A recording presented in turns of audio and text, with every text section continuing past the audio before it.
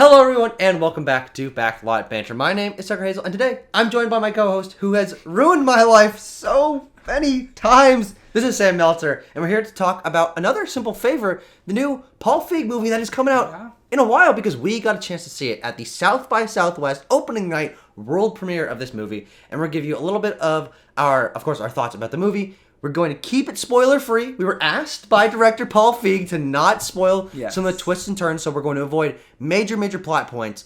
So if you're looking for that here, you're not going to get it. But let you know our thoughts about it, and of course, what it was like going to the world premiere of this movie, which was very fun. Sam, this is your first time in Texas, your first time at South by, and you got to see another simple favor for the world premiere of the movie. How are you feeling about that experience and the movie itself? It was really fun. I loved the Paramount Theater. Yes, it's great. Which is where we went. It has a beautiful old-fashioned design. It's almost Victorian in a way. If you look up, there's a beautiful design of like an angelic woman on the ceiling. Beautiful balconies. Great theater. Yeah. A little cold for me inside. All the air conditioning I'm not used to at this time of year. But it was great to see the cast, to see Paul. Yeah. It was really fun.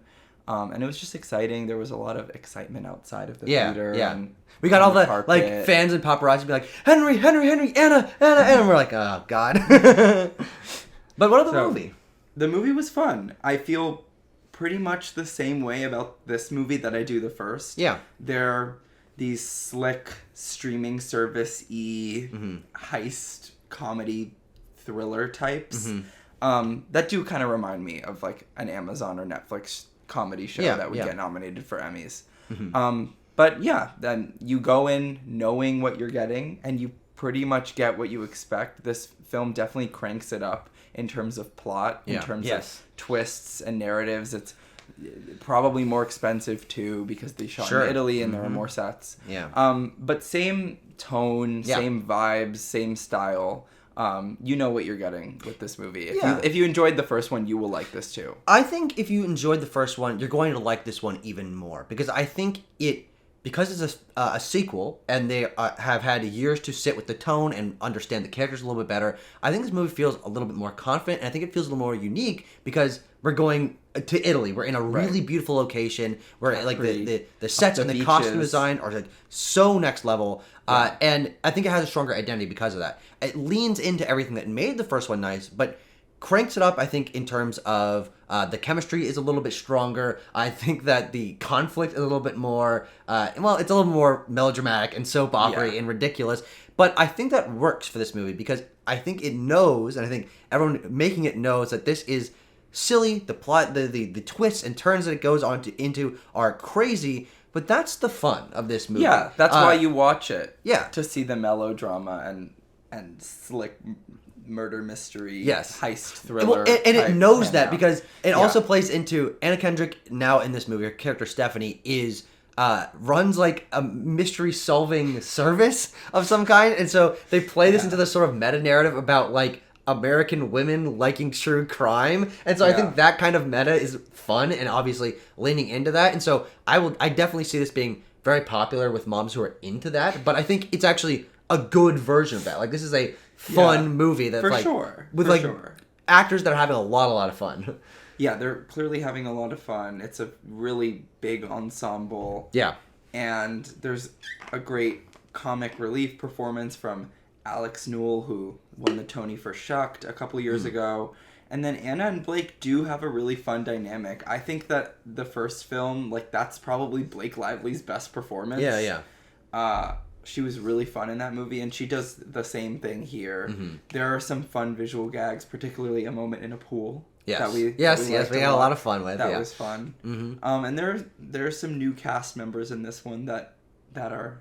Some are Academy Award winners as well. Yes. That I didn't love their whole plot arc. It felt a little regressive and stupid, but that's kind of what I expect from this type of movie, especially coming out now. Yeah.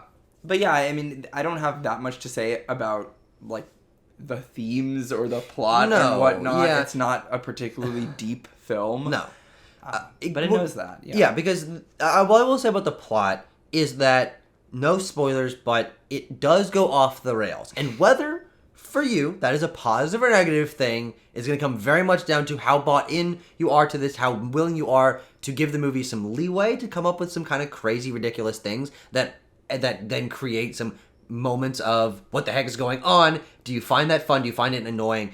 I ultimately found it kind of fun because, again, I think it leans into that in a way that it knows that it's silly. And it's not trying to be like, this is the most serious thing that happened. It's like they're playing jokes off of it, and the characters are having a lot of fun in the scenario that should be like super heightened stakes, like their lives are on the line, but everyone it has is the post-irony, earnest everyone's so vibe. passive-aggressive and trying to get under everyone's skin. And that's what worked about the first one is, and why I think I like this one more than the first one, is in A Simple Favor, the first movie, they, Blake Lively and Anna Kendrick start off as friends, and then they transition to enemies and like trying to get under each other's skin. And that change happens so quickly that I found it a little bit unnerving. This movie starts off, we are already in that dynamic, and so we get, I don't remember how long this movie is, but around 2 hours, maybe over 2 hours of that passive-aggressive, trying to insult one another, but still like having some good friend chemistry with one another dynamic. That is what makes this unique. I can't think of another dynamic between characters that is like what the relationship these two have. The way that she's manipulated, Blake is manipulating Anna, the way that... And she still goes back to her every time, no matter what. It's They're really both obsessed unique with each other. Yes, and that's a joke that they continue to play in the movie. I do like the first one more, though, just overall, because I think it's more tight and cohesive, and it doesn't bite off more than it can chew, per se. Yeah. But, again, I kind of am lumping them together in my head. Yeah. Well, the reason why I agree that the first one is a little more focused, a little bit tighter, but I appreciate that this one feels a little more go for broke, especially in the location. This is taking place on the island of Capri, and it was obviously shot there. There's not like crappy green screens. Like a lot of these streaming movies, you'll get like, they're in this location, but it feels like a studio set. It feels like really flat. But whether or not this is a skill of the production designers and cinematographers and stuff, but I think this movie looks pretty good. I think the sets are really complicated and extravagant and beautiful, and the way they capture this Italian area, I think, feels very true to life. As someone who's been to Italy, I was recognizing the way that they made a joke about the streets being too tight and drivers like almost running into one another, or the lemon pattern dresses that people are wearing, or the little shops that they're going in and out of. It felt very true, and not a lot of movies take place in this part of Italy. And so it is, I think it's a really pleasing movie to look at. You get these big sweeping camera movements over these beautiful vistas of the ocean and cliffs and stuff. Look and I'm like, really nice. The ocean is... You don't get this in comedy movies very often. No. I just think that having seen like The White Lotus, where it's like first season is in America, second season is in... like basically it's in Sicily, but it has a very similar vibe. It's like that kind of does what this did. And it's possible that inspired infinitely better. And you do have some of those montage Vivo music video shots, but the soundtrack is good too. They did a good job with the song coordination. I don't know. I just think that sometimes these new comedies fall into the same trap of wanting to be twisty and wanting to be more memorable, so they go all out, and it just comes off as being regressive and still a little too clean and slick and not as biting as they think they are. It's not really a great satire. No, because what would it really be satirizing? Well, it's just the situation is so ridiculous, and they play it with that real post-ironic sensibility, but it doesn't really come across as being a real satire. No. Especially towards the end, when I feel like it could have leaned into that more. It definitely could have, but I don't really know what it would be satirizing, like, because the characters they don't really feel that's true. Like archetypes. I mean, the satire maybe of like suburban moms being into true crime, but like that's not something that we really see satirized. So, and I think Anna Kendrick especially does that really well. So if that is where the satire is going, I think it actually works in that area because she is really charming. She's very reliable. Yeah, that's what I like about her in these movies and in these comedies, is that she's one of the comfort actors, and especially since a lot of people who watch these movies now have a lot of nostalgia for Pitch Perfect and Up in the Air and those early 2010s type movies. It's good to see her continuing to blossom and even be more of a production person as well, because she really seems hands-on with the project. Yeah, and that's another thing. We got to see a Q&A afterward where they talked about how collaborative a process working with Paul Fieg is, and all the actors sort of bring like, ooh, I want to do this to the character. I want to do this, because for a good chunk of them, it's their second time around. And so primarily with Anna Kendrick and Blake Lively, who are, I think, both really, really good in this. Blake Lively is hamming it up, and she's like, and obviously she was doing that in the first one, but she's wearing like twice as much jewelry, twice as extravagant outfits. And she looks really great. Those dresses and necklaces are really amazing. The costume design is fantastic here. The honest to God, multiple moments where the crowd in this theater were gasping at just what she was wearing as she like walks into frame in slow motion. They definitely like, play up this like this star driven like, look how beautiful these people are, look how beautiful the places are thing where like the shot composition is like slow motion, and like you like pan up someone wearing this ridiculous outfit, and those are some of the most memorable moments of the movie, because they do take it to 15 on the costumes. Like again, they're like really, really crazy. And on the violence. I won't spoil, but there's a scene in the shower that's pretty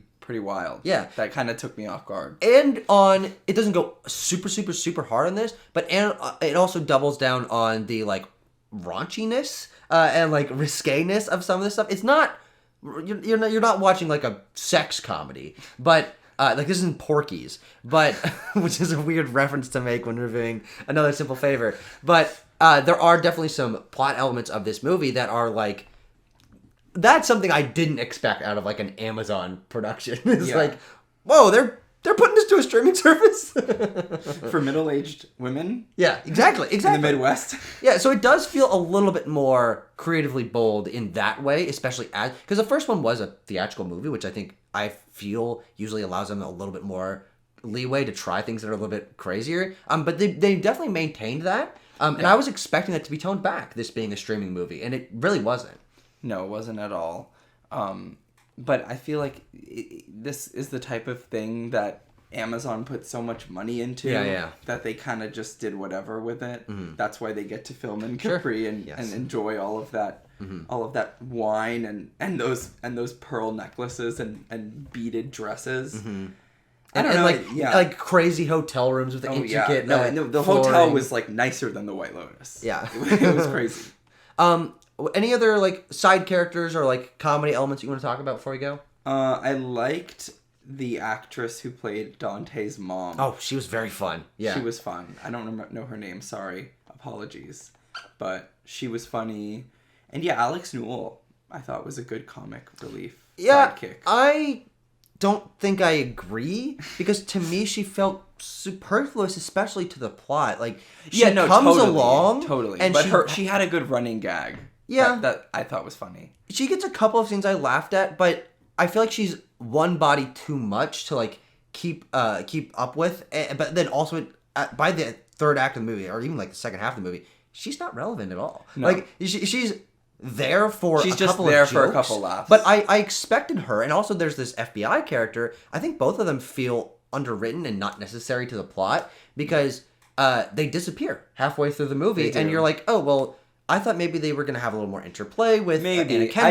I just enjoyed the screen presence, but I guess if you cut them out, the movie could be an hour 40 instead. Yeah, and again, I think focus a little bit stronger without those two characters on the dynamics that matter. I like the introduction of Dante and how his relationship with Blake Lively's character brings out kind of the worst in Henry Golding, who is very fun in this movie. He is hamming it up. He's going all the way. He's very drunken in this movie in most scenes, and so he's just slurring his words and stumbling around and getting mad. And so that brings some fun energy out. But then there are those couple extra characters, and also like her mom being there. I'm like, I don't know. I don't really think like the movie feels the need to introduce characters specifically for one scene or one reveal, where I'm like, if you trim this back a little bit, then I think you could focus a little bit more on a little bit tighter cast where the dynamics work a little bit more. Because we don't get Blake Lively and her mom's character like dynamic fleshed out, even though she's in a good chunk of this movie. The screenplay doesn't allocate any time to like,